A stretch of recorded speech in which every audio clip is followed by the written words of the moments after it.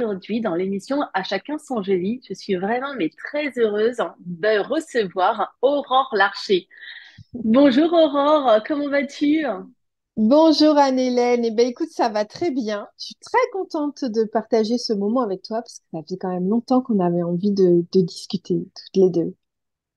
C'est vrai, c'est vrai, c'est vrai. Aurore, on s'est rencontrés virtuellement, j'ai envie de dire, parce qu'en Ouais, fait, on a participé à la même émission sur ABC Talk et tu oui, as pris contact avec moi après m'avoir vue et c'est vrai qu'il y a une amitié qui est née naturellement entre nous, hein.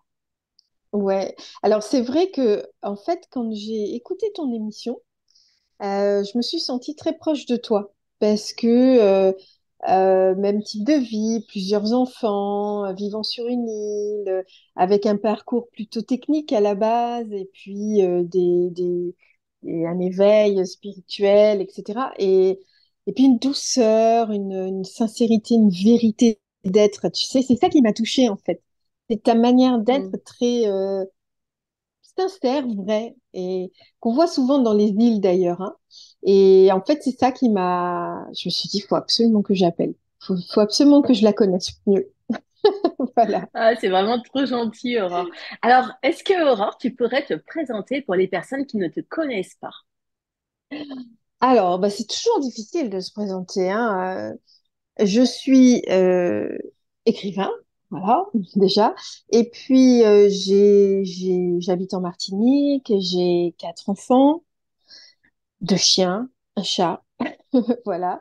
J'ai un passé technique, hein, donc je suis passionnée par la recherche, par du coup la spiritualité, puisque j'ai vécu cet éveil de conscience. Et du coup, voilà, je suis entre la maman au foyer qui vit plein de choses avec ses enfants, les bons, le mauvais, etc. Et puis, parce que des fois, c'est pas forcément facile tous les jours. Et puis, la personne qui recherche sur l'éveil de conscience, la spiritualité, et puis je suis aussi hypnothérapeute. Voilà. Wow. Comment est venu cet éveil de conscience dont tu parles? Qu'est-ce qui a fait? Quel Alors, était l'élément déclencheur? l'élément déclencheur, c'est parce que j'ai eu un problème de hanche. J'ai pas pu marcher pendant 2 ans, donc il a fallu que je trouve une solution. On est parti en Martinique et c'est là que j'ai vécu mon éveil. Je pense que cet éveil, que j'explique d'ailleurs dans pas mal de vidéos, hein, mais cet éveil, il est arrivé à un moment où j'avais été mal pendant plusieurs années, enfin pendant plusieurs mois, et j'arrivais à un stade où je, je crois que je me disais, bon, bah, je peux plus marcher, tant pis, tant pis, je vais essayer d'aller bien, je vais essayer d'être bien, et puis de me soigner, et puis tant pis, bah, la vie c'est comme ça. Je m'étais résignée un petit peu avec ce problème de physique que j'avais. J'avais fait la paix. J'avais fait la paix avec mon problème de hanche. Cet éveil a commencé là, je crois. C'est à ce moment-là Quelles, que, pouf. quelles étaient tes croyances avant ce problème Oula. de hanche?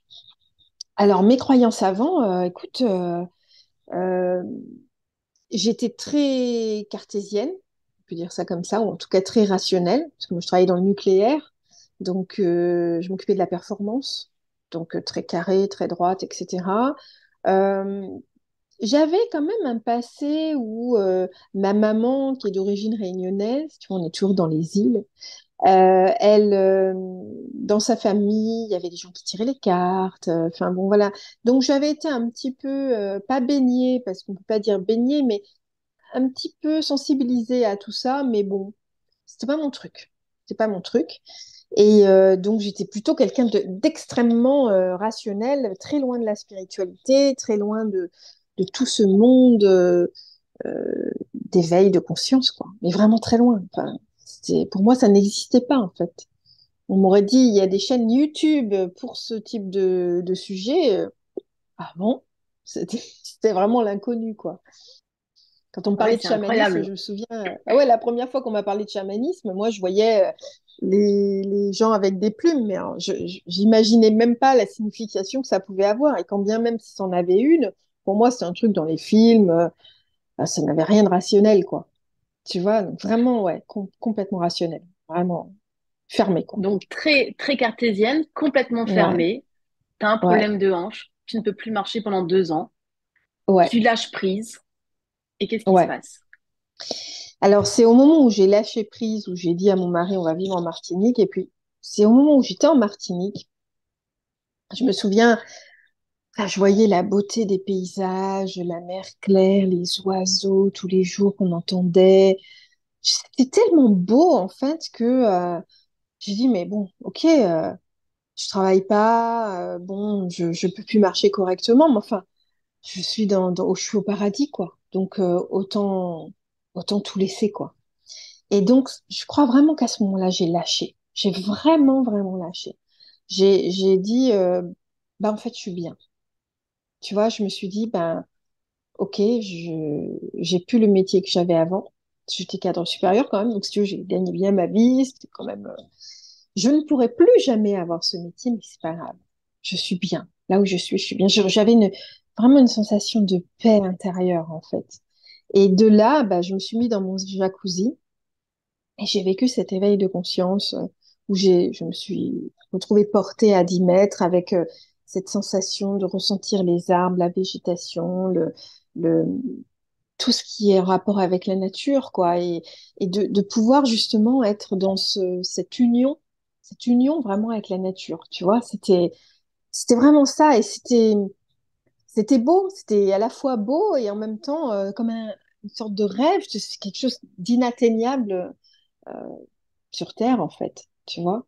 Bien qu'aujourd'hui, quand je me replonge dans ça, j'ai encore l'impression d'être dans les arbres. Tu vois, c'est très bizarre.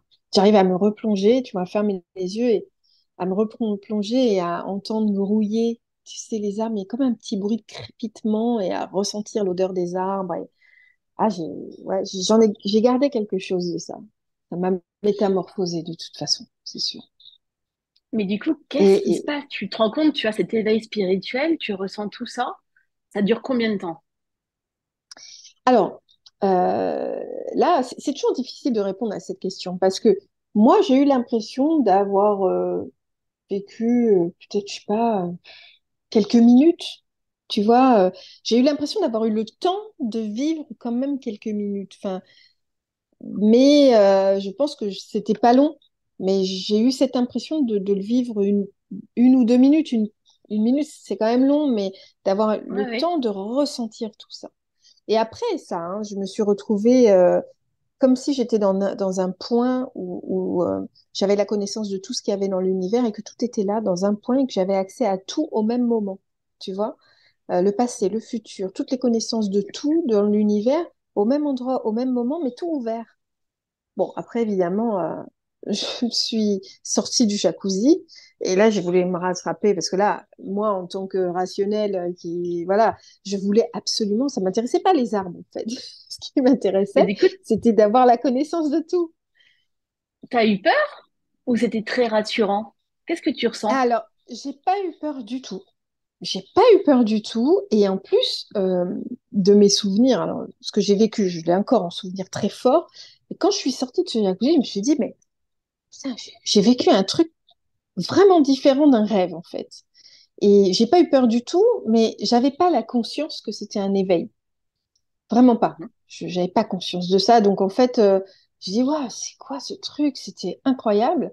Et après, j'attendais que mon mari rentre pour pouvoir tout lui raconter, en fait, parce que mais en fait, comme j'avais jamais entendu de gens qui avaient des éveils spirituels dans ce genre-là, ou j'avais pas de référence en fait, donc je me suis pas posé plus de questions que ça en fait. Par contre, il est resté la matrice originelle, le premier livre, et là, par contre, je me suis posé des questions. Je me suis dit, mais comment ça se fait même mon mari me dit, mais comment ça se fait que tu connais tout ça? Quand je lui ai dit, mais je vais écrire un livre, le lendemain, je me suis mis à écrire le livre, et je me souviens, le soir, j'étais excitée, il fallait que je l'écrive. Alors que jamais je me serais dit que je serais écrivain. Et ça m'a plus marqué par contre, de me dire, qu'est-ce qui m'arrive? Puis de voir que je l'écrivais très vite, que j'avais tout en tête en fait. Ah Ça oui, m'a donc en marqué. fait, ton premier livre, La matrice originelle, ça raconte cet éveil de conscience que tu as eu et tu t'es mis tout de suite Alors à l'écrit. c'est plus le deuxième, la conscience éveillée, où j'explique bien. Par contre, la matrice originelle, il y a des tas de liens entre la science physique, la physique quantique, les mathématiques, la géométrie, les sciences sacrées, l'arbre de vie, comment on appelle ça, la fleur de vie, enfin des choses ancestrales égyptiennes il y a des milliers d'années, tu vois. Et j'ai fait les liens de tout ça. C'est comme s'il y avait les liens du tout qui venaient en un seul livre, en fait. Et dans ce livre, il y a des tas de liens qui montrent que la spiritualité a du sens. Elle a du sens à la fois pour les anciennes civilisations, parce que tout ça est imbriqué. Et que dans cette imbrication, quand on lit mon livre, d'ailleurs, il y en a pas mal hein, qui m'ont dit, waouh, ce livre-là, il est incroyable parce qu'il fait le lien de toutes ces manifestations-là, en fait. Te dire pourquoi, comment, j'en sais rien. C'est des choses qui étaient dans ma tête et qui sont dans le livre maintenant, quoi. Donc, ouais, c'était un peu particulier. Hein. C'était particulier quand même. Je reconnais que c'est Quel est particulier. quel est l'enseignement qui t'a le plus marqué où tu t'es dit, ah, c'est comme ça que ça se passe? Alors, il y en a eu beaucoup. Mais il y a eu quelque chose qui m'a marqué quand même dans les... Parce qu'après, j'ai beaucoup voyagé. Je me retrouvais souvent dans l'espace avec des archétypes, en fait. Et un jour, je me suis retrouvée dans l'espace. Donc, je ne me vois pas hein, quand je suis dans l'espace. Et j'étais là, posée un peu sur la Terre, au-dessus de la planète. Et j'étais là, posée. Et je me souviens que j'avais aucune sensation. C'est-à-dire que je n'avais pas de pensée. J'étais ni bien ni mal. Je n'avais pas d'émotion. Je n'étais pas dans la joie, j'étais pas dans la peur, j'étais là. Et ce truc-là m'a marqué parce que j'étais là, mais j'étais pas mal. J'étais là et c'était normal, en fait. Et quand je suis sortie de ça, je me suis dit, mais est-ce que c'est pas ça l'âme? C'est-à-dire être là et ne pas éprouver d'émotions, de sensations physiques, de sensations psychiques. Tu vois, il n'y avait rien. C'était le calme plat, l'encéphalogramme plat, tu vois. Et pourtant, ça allait, en fait. Et c'est là que je me suis dit, mais alors ça veut dire, parce que j'ai fait cette analogie-là, je me suis dit, mais ça veut dire qu'une âme, quand elle revient sur Terre, en fait, c'est tellement bon pour elle de sentir, tu sais, la douceur d'une caresse, la fraîcheur du vent, l'odeur d'une fleur, tu vois. Et je me suis dit, mais oui, en fait, si l'âme, elle est là et c'est en céphalogramme plat et que elle est bien, mais qu'elle n'a pas toutes ces sensations, c'est sûr qu'une sensation physique, corporelle, même si elle est négative, c'est un apprentissage et c'est comme un bébé qui apprend à faire des choses qu'il connaît pas et qui a des sensations. Ça m'a marqué parce que je me suis vraiment dit ça. Je me suis dit, si l'âme, c'est ça, ben ouais, ouais, ça veut dire que toute expérience sur Terre, négative ou positive, est un bonheur pour l'âme et un apprentissage incroyable, le toucher, la vue, l'odorat, tu vois, c'est très fort en fait. C'est ça que je me suis dit. Et ça a été fort, ouais. Tu m'apprends C'est- quelque chose en fait.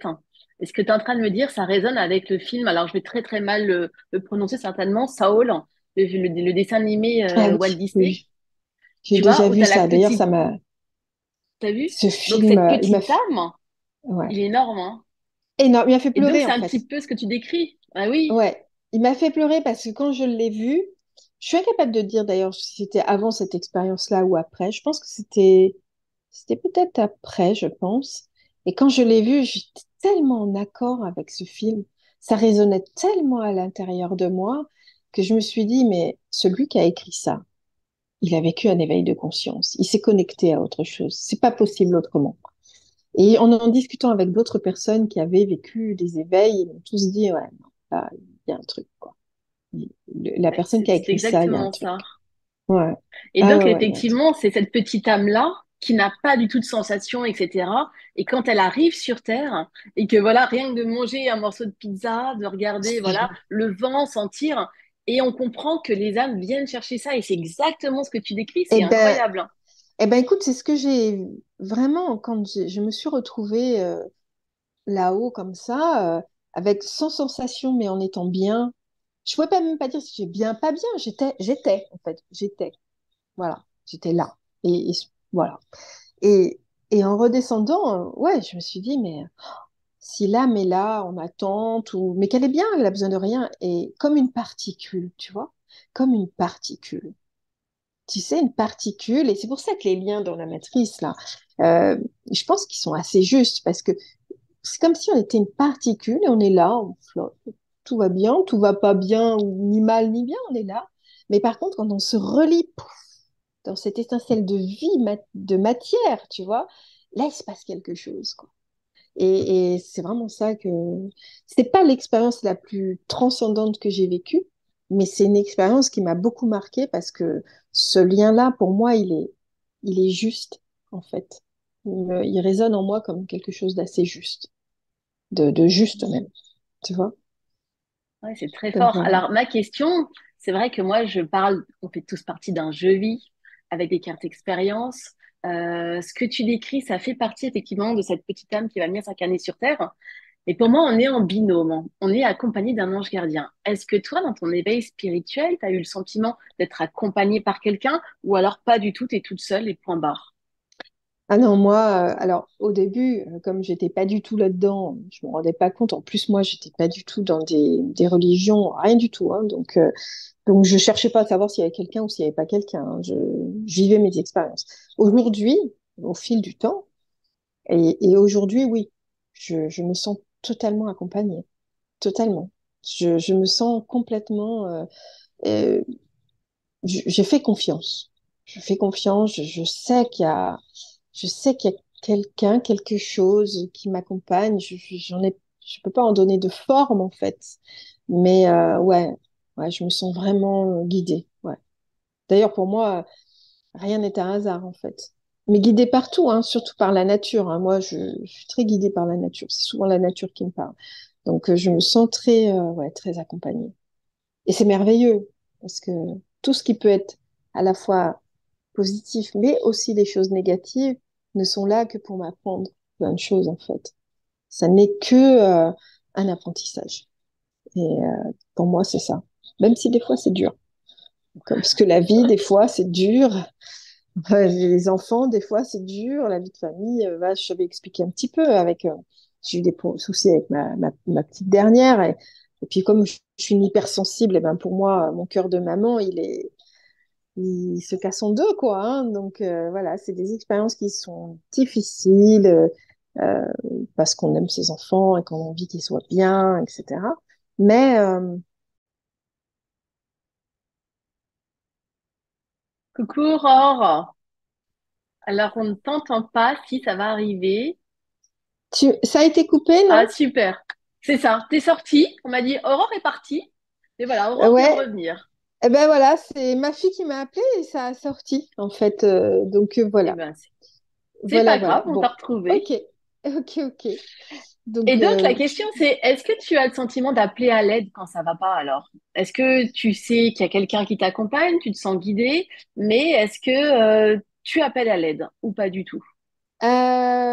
écoute, oui, il y a des moments où j'appelle à l'aide. Il y a des moments où je dis, bon, là, j'ai vécu quand même des choses, euh, c'est un peu dur, etc. J'aimerais que vous m'aidiez à trouver la juste voie pour me sortir de tout ça. Eh bien, ça marche.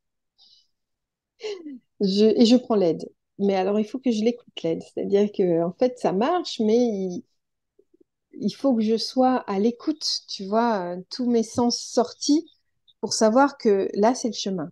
Parce que des fois, c'est un tout petit truc ou quelqu'un qui me dit quelque chose et je dis, ah, ça résonne avec ce que je vis, etc.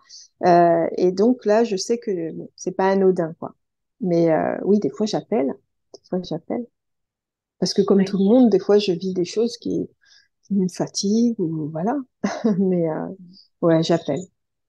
J'appelle. On me répond pas comme sur le téléphone en me disant, OK, c'est bon, on est là. Mais ouais, j'appelle. Je ne sais pas qui j'appelle, en fait. C'est surtout ça. Je ne sais pas qui j'appelle, mais j'appelle. Et ça serait important de savoir pour toi qui tu appelles ou non, pas du tout. Non, ça n'a pas forcément d'importance, en fait, pour moi, parce que j'ai compris que c'était bienveillant. Je sais que c'est bienveillant, en fait.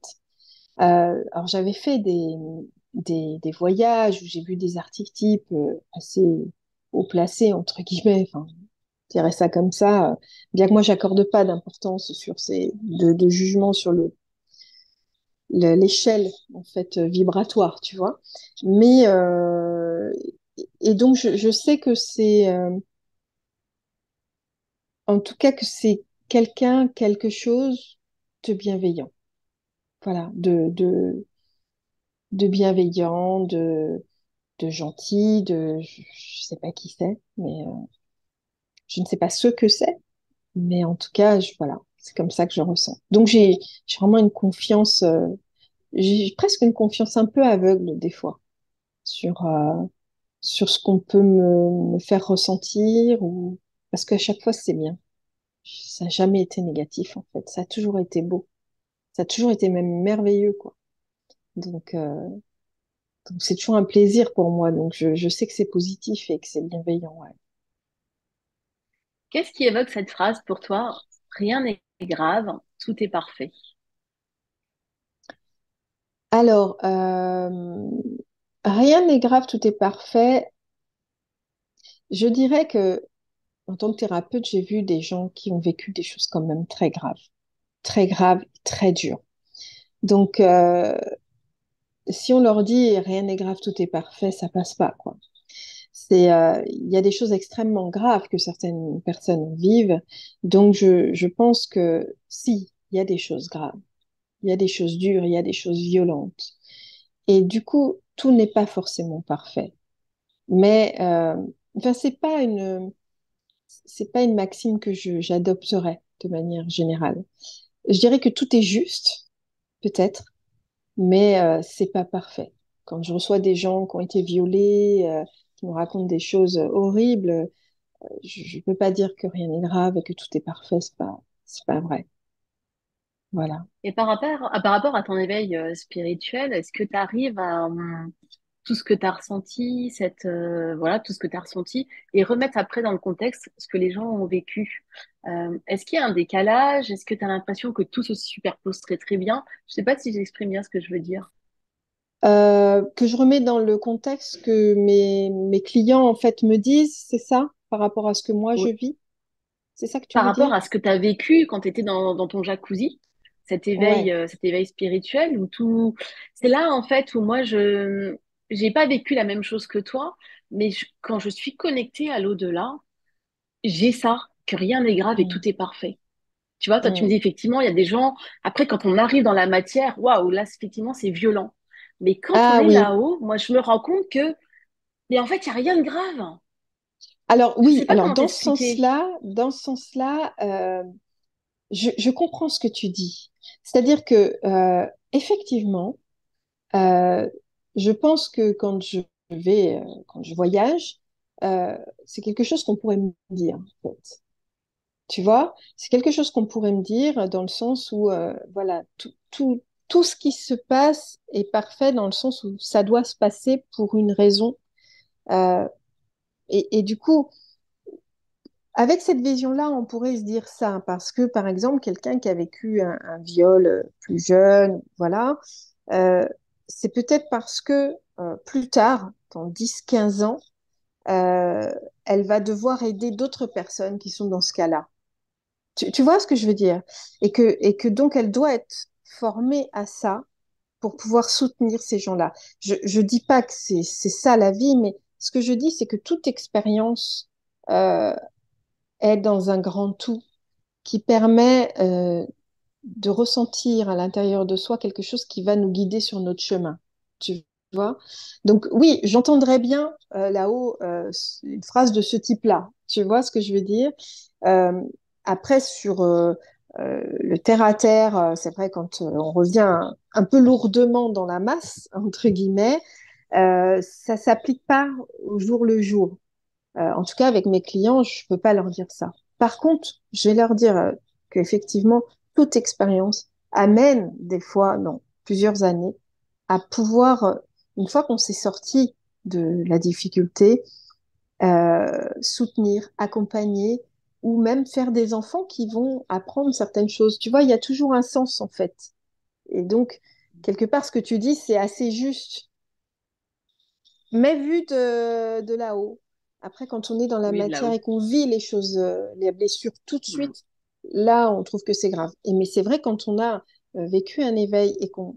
Parce que des fois, moi, je me dis, des fois, c'est lourd et des fois, c'est difficile. Et c'est vrai que quand je me mets à méditer, je sens bien que ça redescend. Non, ça va aller. Ça va aller. Tu vois, c'est bon, tout va bien. Et ça me calme. Mais des gens qui n'ont pas vécu d'éveil, euh, ils n'ont pas ce moment de recueil pour pouvoir justement apaiser tout. Donc, ça s'apprend. Mais quand on n'a pas vécu ça, c'est pas évident, je pense. Voilà. Tu vois? Donc, ça Oui, dépend dans je quel pense quand on plan on n'a se pas place. vécu ça. Oui, c'est vrai. Ouais. Et moi, des fois, je suis en colère après moi parce que quand je suis connectée à l'au-delà, c'est tellement simple, c'est tellement facile. Et quand je réatterris dans la matière, et là, comme je disais tout à l'heure, les enfants, moi aussi, à l'adolescence, etc. Et je suis quelqu'un de très anxieuse et je me dis, mais pourquoi tu es autant anxieuse alors que tu as juste à prendre l'ascenseur et tu vois que c'est pas grave. Et une Hmm. fois là-haut, ils m'ont dit, Anne-Hélène, prends de la distance. Prendre la Ouais. distance. Et ça, j'ai du mal à prendre de la distance parce que moi, je fonctionne dans l'émotion et pouf, je me prends tout comme ça. Et alors que c'est vrai que quand tu dis, hop, tu prends un peu de recul, tu te calmes, tu respires, ça t'apaise et tu vois qu'effectivement, tout redescend un petit peu. Ouais, ouais, ouais. Alors écoute, moi aussi, hein, parce que je pense que toute personne, enfin je pense, j'ai pas de statistiques là-dessus, mais toute personne qui a vécu un éveil, je pense du coup à une sensibilité exacerbée. Moi, avant, j'étais vachement froide même, hein, et aujourd'hui, je suis à fleur de peau, quoi. Donc, alors encore plus quand il s'agit de mes enfants. C'est terrible. Quand il s'agit de mes enfants, alors là, c'est comme si je vis dans mes tripes, en fait. Donc j'ai du mal à prendre du recul. Alors, c'est vrai que dans ces cas-là, en général, je médite plus. J'essaye de méditer plus. C'est-à-dire de vraiment... moi, je médite toujours sur mon lit. Euh, c'est une habitude parce que j'avais des problèmes de hanche. Du coup, je méditais allongée. Et je me force à méditer plus. Et je me dis, là, il faut que je médite, faut que je médite. Et donc, hop, et ça me fait descendre la pression, en fait. Ça me permet de... Ah ouais, non, c'est bon. Chaque jour suffit sa peine, chaque seconde suffit sa peine. Donc, je prends les choses une par une. Ça me permet de les reprendre, de prendre ce recul, en fait. Tu vois? Mais la vie, c'est aussi apprendre, je crois, à gérer cette anxiété, ce stress, euh, par toutes les techniques. Moi, c'est la méditation. Toi, ça peut être autre chose. Ou tu vois, enfin voilà. Euh, mais c'est vrai, quand il s'agit de sa famille, moi, c'est difficile. Et d'ailleurs, on m'a mis à l'épreuve là dernièrement parce que mon père a été très malade. Il a failli mourir. Après, j'ai ma fille qui est partie, puis une autre fille là qui a eu des problèmes de harcèlement. Enfin bon, donc du coup, euh, je dirais ma sensibilité a été mise à dure épreuve depuis le mois de septembre. Et en même temps, je me dis bon, si j'ai cette expérience, c'est que je dois la vivre. Et donc, je vais la vivre, je vais accompagner ce que je dois accompagner, mais ça me montre mes limites aussi, parce que je suis une maman poule, et moi j'aime ma petite famille, et donc je suis toujours avec ma petite famille, en fait, j'ai toujours besoin que tout aille bien, donc je m'occupe de tout le monde, en fait. Je m'occupe de mes clients, je m'occupe de ma famille, etc. Et en fait, je crois qu'on est en train de me montrer mes limites, tu vois? On est en train de me dire, enfin, je suis en train de me rendre compte que il faut pas que je passe certaines limites, que ce soit avec les clients, avec ma famille, etc. Je peux pas tout donner, il faut que j'apprenne à plus me protéger et puis à faire des choses pour moi. Je pense que là, le message, il est là. Et c'est ça qui est important pour moi, c'est à chaque fois qu'il y a des, des moments de vie difficiles, et d'ailleurs, en fait, depuis que j'ai vécu cet éveil, c'est comme si on me mettait des épreuves à chaque fois, hein. D'ailleurs, les épreuves, je les ai décrites dans Écoute ton âme, elle te parle. Et en fait, à chaque fois que j'ai des moments difficiles, c'est comme si on me, on me les donne jusqu'à temps que je comprenne le sens de ces épreuves. Et donc, une fois que j'ai compris le sens de ces épreuves, là, je passe à autre chose. Et une fois que j'ai compris le sens de ces épreuves, je remonte dans un, je repasse un, je reviens bien. Comment vas-tu? Je te vois tousser. Oui, j'avais coupé mon micro d'ailleurs. En fait, Ouais. j'ai le Covid en ce moment et tu vois, Ah, je suis pas encore finie, voilà. Donc c'est eh pour ben ça que je me oui, suis dit, je vais bah laisser dis donc. Aurore parler, je vais couper le micro et personne ne va rien voir. Bon, moi, je t'ai vu. Qu'est-ce que je voulais dire, Aurore? Mm, Du coup, comment va Aurore en ce moment? Parce que tu es en train d'expliquer que tu t'occupes de tes patients, tu t'occupes de ta famille. Effectivement, ça, c'est des points communs qu'on a ensemble. mm, Quand je suis préoccupée, ben voilà, par ma famille, etc., j'ai du mal à penser à moi et j'ai du mal aussi après à donner aux autres. Donc, comment va Aurore mm. Larcher en ce moment? Ben, en ce moment, Aurore Larcher est perturbée par tous ces événements, mais je sais que c'est le chemin. Et je sais pas, j'ai l'impression, là, j'ai cru l'entendre, là, cette semaine, que ça allait aller mieux. Donc, oui, j'ai vécu des secousses là, hein, des secousses assez fortes, très émotionnelles avec mon papa, hein. J'ai vraiment cru qu'il allait mourir, ça a été très très difficile, et avec mes enfants. Et, euh, et donc là, je pense que je sais qu'il va falloir que je pense à moi. D'ailleurs, j'ai pensé plus à moi parce que, tu vois, là, dernièrement, j'ai été moins sur les réseaux sociaux. Je suis restée, j'ai dit non, mais là, je vis autre chose. Je ne vais plus sur les réseaux sociaux parce que c'est pas ma vie, les réseaux sociaux. Je peux partager des choses. Mais quand je suis pas bien, c'est moi. C'est moi, ma famille. Donc, je suis moins sur les réseaux sociaux. D'habitude, je diffuse toujours des petites choses que j'écris, etc., pour le bien-être, etc. J'ai coupé quelques rendez-vous clients pour être avec moi-même. Et je me rends vraiment compte que voilà, mes rendez-vous clients, ils ne peuvent se faire que si je vais bien. Donc, tu vois, parce que je suis comme ça et je vais être avec eux vraiment à 100% avec eux. Mais pour être à 100% avec eux, il faut que moi je sois bien. Donc, je suis obligée de mettre des barrières. Et donc là, j'ai commencé il y a 15 jours, 3 semaines à mettre des barrières. Et je pense que du coup, ça va mieux. C'est comme si finalement on me disait, tiens, ça y est, là, les limites, elles sont mises. Et finalement, la spiritualité, c'est aussi être avec soi et être en accord avec soi. Donc, je suis en train de revivre tout doucement cet accord avec moi-même. Tu as Euh, peur de la mort, Aurore? j'ai peur de la mort des autres. J'ai eu très Pourquoi? peur de la mort de mon père. Très, très peur. Et pourtant, mon père, il me dit, mais tu sais très bien, en plus, toi, tu l'écris, tu le sais très bien qu'on est toujours là et que on est liés. Eh ben, oui, moi, j'ai peur de la mort de... Alors, moi, j'ai pas peur de ma mort. Moi, aucun souci, hein. J'ai pas peur de la mort pour moi. Mais alors, par contre, mes proches, c'est terrible.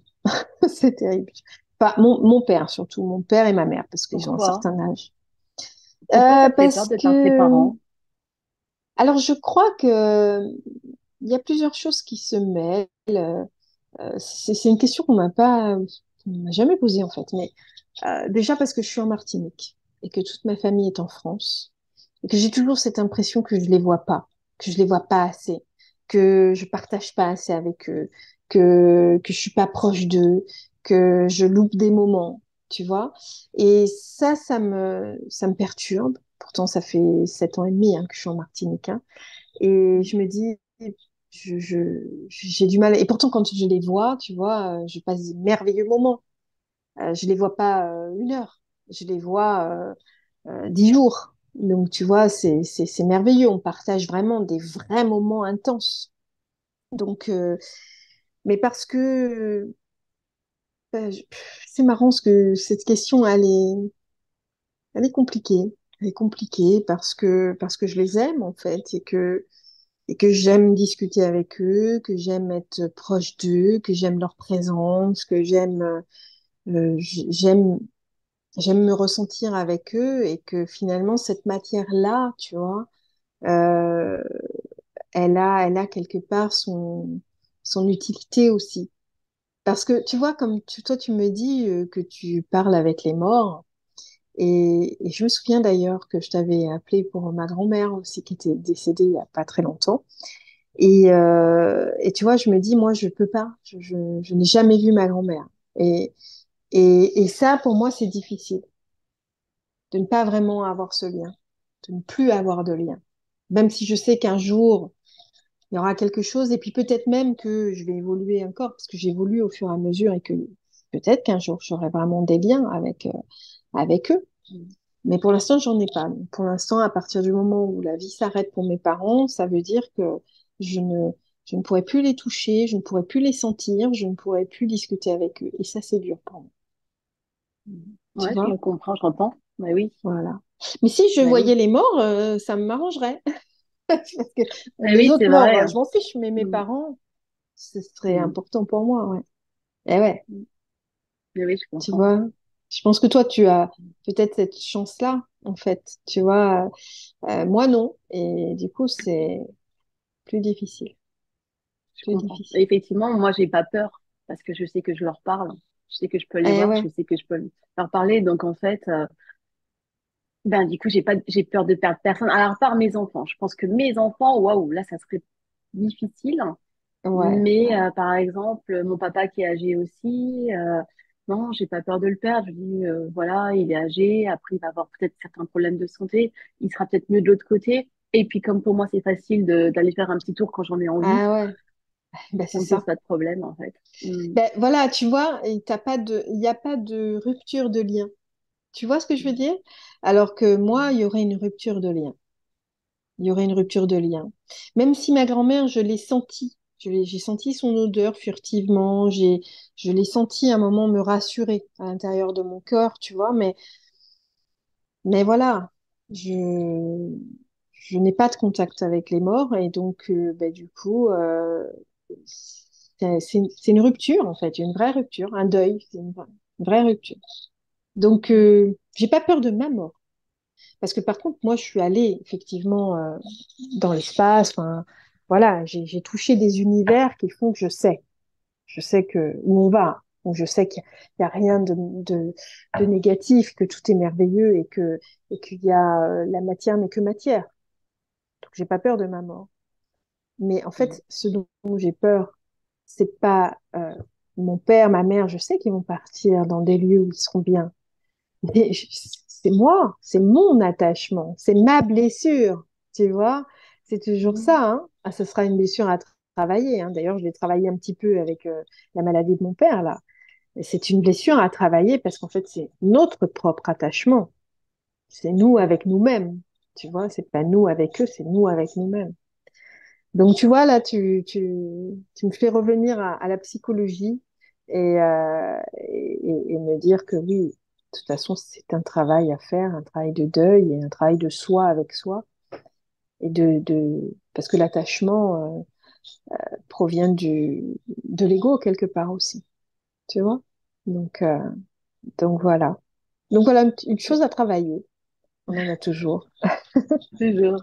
Aujourd'hui, si je te présentais une machine à voyager dans le temps, qu'est-ce que tu aimerais faire? Où aimerais-tu aller?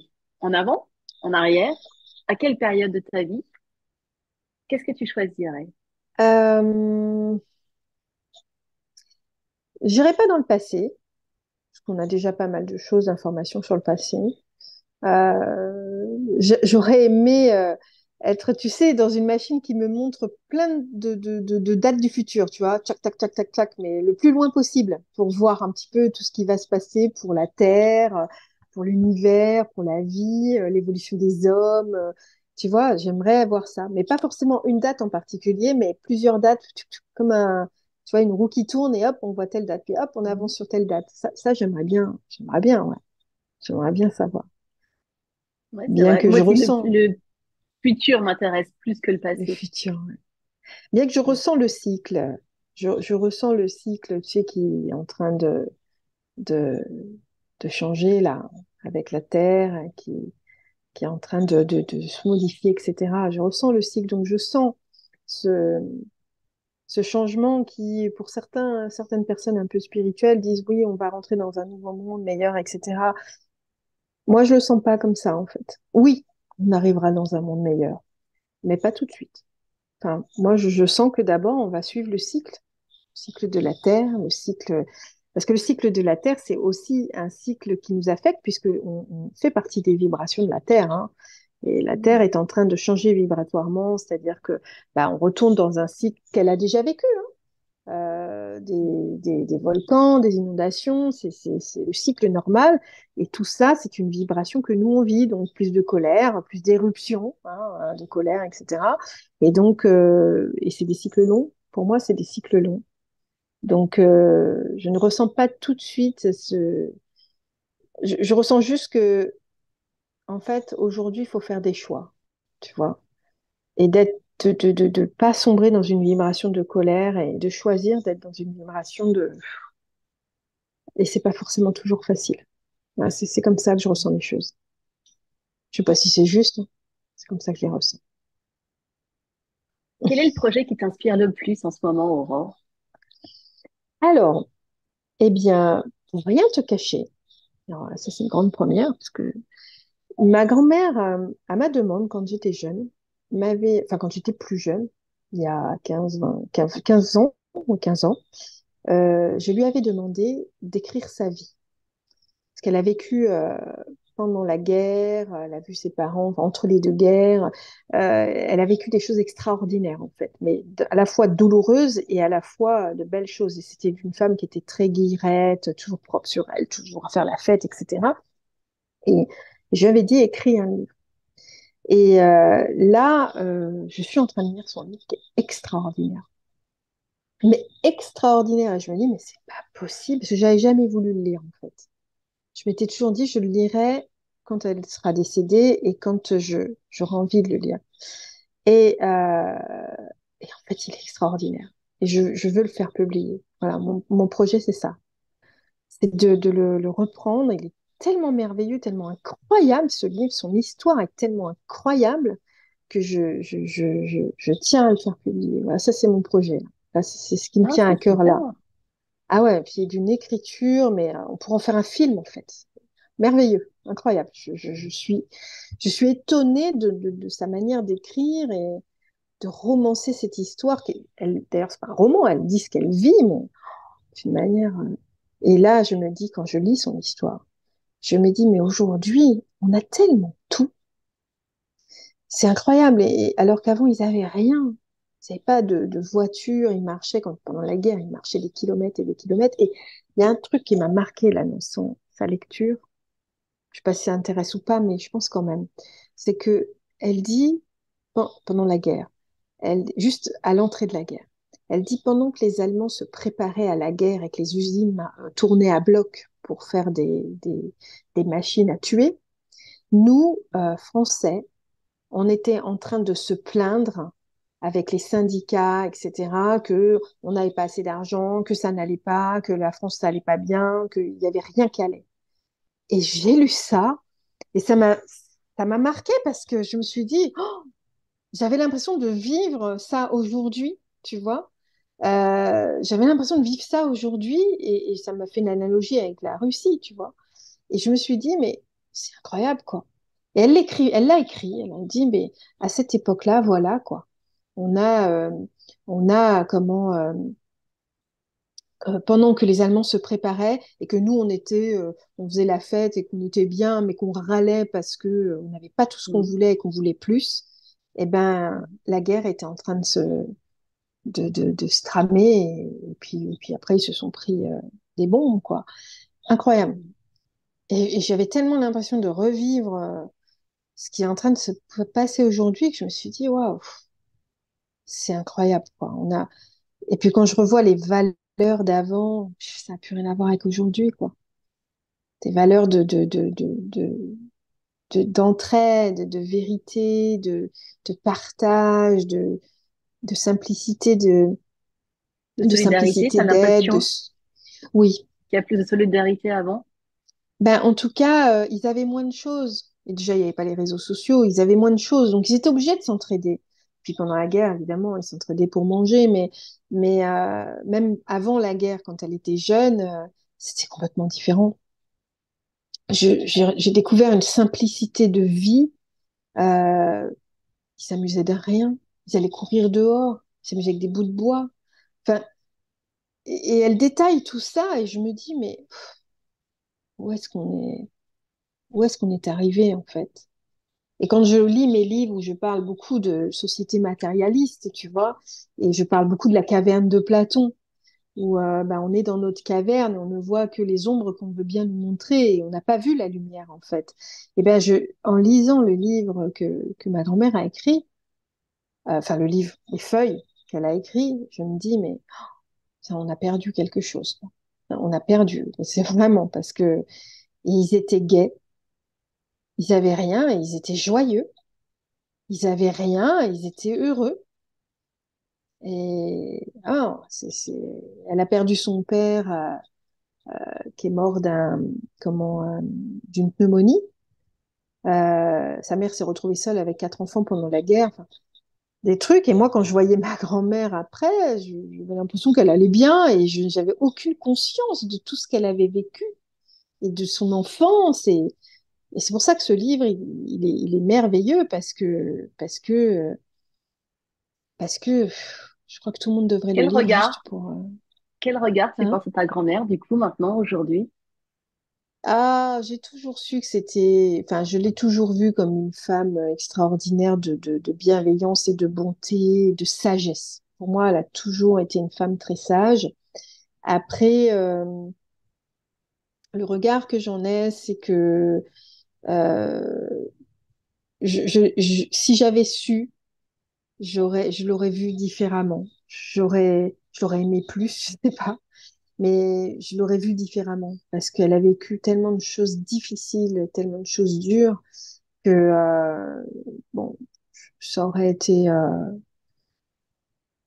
Mais en même temps, heureusement que je l'ai pas lu parce que c'était ma grand-mère, je l'aimais comme elle était et même si elle a vécu des choses extrêmement violentes, dures, etc. euh, heureusement que je savais pas quoi. Voilà. Mais c'est l'histoire d'une vie extraordinaire. Ça, c'est sûr. Ça, c'est sûr. Alors là, tu sais toute ma vie, mais vraiment différemment de ce que je la raconte. De ce que je raconte d'habitude, hein. Ça, c'est clair. Hein. Ça, c'est clair. Mais Quel est ton plus beau ouais. souvenir d'enfance, Aurore, que tu peux avoir? Euh, mon plus beau souvenir d'enfance. J'ai des souvenirs. J'ai plutôt, c'est marrant parce que j'ai pas de souvenirs précis, mais j'ai des souvenirs d'odeur. Je me souviens pas juste. Je devais être très petite. Je devais avoir peut-être peut-être 5 6 ans. J'étais dans le sud-ouest avec mes grands-parents, avec ma grand-mère et mon grand-père. Je partais souvent en vacances avec eux et je me souviens de cette odeur de pinède, tu sais, et de descendre avec eux, de marcher avec eux et de sentir la pinède et de voir la pinède et de regarder la mer au loin bleue. J'avais trouvé ça mais super beau. Il faisait chaud, il y avait cette odeur là merveilleuse, c'est de vacances quoi. Et ça m'avait, c'est quelque chose qui m'est toujours resté en fait. C'est tout simple hein, comme souvenir, mais ça m'avait marqué parce que c'est l'émerveillement, tu vois? C'était l'émerveillement, quoi. Oh, waouh, qu'est-ce que c'est beau. J'étais toute petite, hein. Donc voilà. Ouais, ça m'a marqué ça. Hmm. C'est un beau Donc souvenir. voilà. Ouais. Et là, on va arriver dans pas longtemps à la fin de cette émission. Qu'est-ce que tu aimerais transmettre, toi? Si tu avais un message à transmettre, message Euh, important. je crois que si j'avais un message important aujourd'hui pour les autres, en fait, hein, c'est apprenez à vous connaître, apprenez à être vous et passer toutes ces étapes de manière à être prêt. Parce que si cet avenir de la vie n'est pas tout rose, bah, il faut être prêt à être soi. Parce que quand on est soi, même quand c'est pas tout rose, on est bien, tu vois. Et si j'avais un message à faire passer, c'est prenez ce temps de devenir vous-même pour justement avoir cette énergie d'être bien, euh, même si la vie est difficile. Et c'est ça l'éveil de conscience, tu vois. Je pense que c'est aussi prendre ce temps de bien se connaître, bien savoir qui retirer les masques, quoi. Retirons les masques. Essayons d'être ce que l'on est. Moi, j'ai changé de vie. Il y a des choses que j'ai perdues, mais bah, financièrement, ou même, j'ai plus la même vie qu'avant, euh, mais je suis ce que je suis et je suis bien en étant ce que je suis. Je fais ce que je veux, je fais ce que j'aime. Et il n'y a pas plus précieux, en fait. Même si on vit des moments difficiles, quand on fait ce qu'on aime et qu'on fait ce qu'on veut dans la vie, ben, on a l'impression vraiment de vivre. On n'est pas comme des zombies, en fait. Donc voilà, essayez d'être vous-même, par tous les moyens. Apprenez de vous. Ce serait peut-être Est-ce ça. que tu as le sentiment d'avoir trouvé ta place sur Terre? J'ai le sentiment d'être sur le bon chemin, ouais. Ma plage, je sais pas c'est quoi une place, mais j'ai l'impression d'être sur le bon chemin. Et j'ai l'impression ouais, d'être sur mon chemin. Je sais pas où ça me mène, mais je suis sur mon chemin. Je j'ai pas dévié, quoi. Je, et je le maintiens. Je maintiens ce cap. Même si des fois ça tourne, ça vire. Je vais là où c'est juste.